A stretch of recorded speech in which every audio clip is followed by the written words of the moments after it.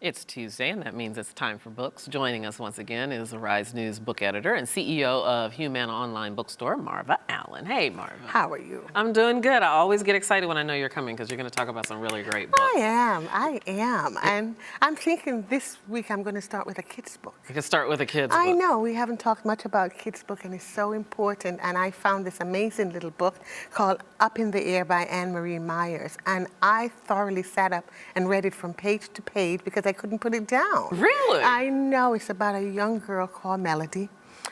She is carrying a lot of weight because she believes she was the cause of her father's accident that got him paralyzed. And she has a fervent wish to fly. And she ends up having this wish come true and ends up in a place called Cimarron, where she learns all of these lessons. She learns to accept things as they are. She learns to listen to her intuition. She learns not to interfere. And she does all of these wonderful stories. And it is so colorful. You know, we meet leprechauns and rainbows. And you know, we have a whole new view. It's a very, very, mystical book, you know, but it's she's 9 years old, so it is for a chapter reader. But I tell you, I enjoyed it as an adult, and I just love the messages in this book. So, you know, it's a great book for kids. I see the delight on your face. It's really fun, yeah. Yeah, well, but like, what's the appropriate age for this book? The appropriate age, I would say, is probably 11, 12. You know, if they're reading chapter books, this may be a little bit harder than the chapter book, but it's such a great story that I think it'll keep kids reading.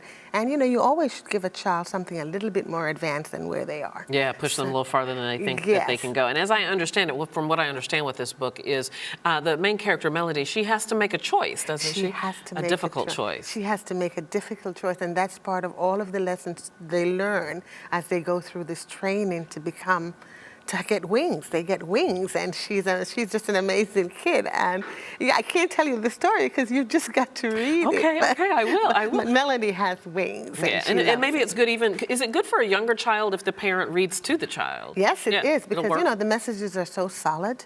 You know, I mean, you have to forgive yourself. You got to understand where you are. You know, you can't take things on that aren't yours to take on. And kids need to learn that early, you know, because they move so much further in their lives if they leave some of the burdens behind. Absolutely. Okay, Up in the Air by Anne-Marie Myers. So the next one is a little heavier. Oh, yes. Emancipation Proclamation. You know, in so many ways, when we talk about the Emancipation Proclamation, it seems so dense, you know, and the books are thick and they're deep and they're lots of writing, and kids nowadays are not that much interested in those things. So this was a very clever way to create a very tabletop picture book of the Emancipation Proclamation. And we meet all of the people along the way. We meet Dred Scott, we meet Frederick Douglass, we meet all of the people who were involved in a very easy to read pictorial way, all the way up to President Barack Obama. And this is 150 years after the Emancipation Proclamation, and you can put it on your table, and maybe your kids will flip through it, and it's everything from the beginning of slavery till the end of slavery, and past that through to the President of the United States. So I'm saying this is an absolute pick for tabletop books that are very, very educational, and you can get your kids to understand history by not having them read those tomes, but having them look through this and get interested and maybe want to move on to. Yeah, this is a very approachable way. It's a very approachable way to learn about history and the Emancipation Proclamation. And I'm sure this is one of the reasons you picked it to bring this week is because it'd be a good gift during the holiday season. It's a great gift for the holiday season, yes. And I'm very much focused on the children's theme here because, you know, if we want the kids to know our history, this is such an easy way they can flip through all the pictures and they get to learn something along the way. Is it just pictures or is there a little? No. There's a there little are lots of excerpts, there are lots of biographies, there's the actual proclamation.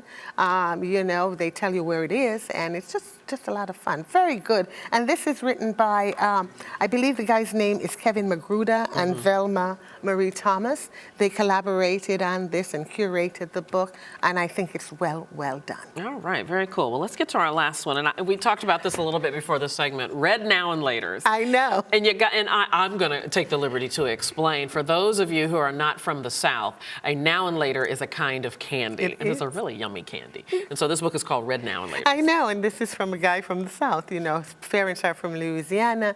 He was born in South Park, Texas, which used to be a middle-class white neighborhood that has now become black and poor.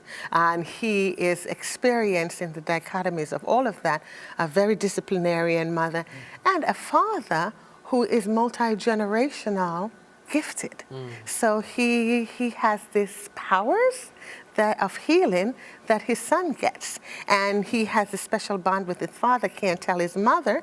And there's an old grandfather who is a spirit. This is magical realism. You know, the book is very, very well written. I mean, you know, I just love this, the staccato of the sentences in which he writes. And the grandfather visits them and helps them along the way and gives them healing power and makes them face themselves. And, you know, it's just a very, very interesting story, set in 77 through the 80s. So we got all the Marvin Gaye songs included, you know, and all the fun tidbits. What do now and laters have to do with special powers from the grandfather? I know, now and laters is the candy that the kids used to eat, you know, and he's about, this kid is about 9 or 10 years old, and they're a bunch of friends. So they would have now and laters as part of their gathering. And so he named it. It's a great story. How neat, how neat. All right, Marva, you hit it out of the park every time. Thank you so much. We'll see you next week. We'll see you next week. Thank you for joining us. Have a great day. See you tomorrow.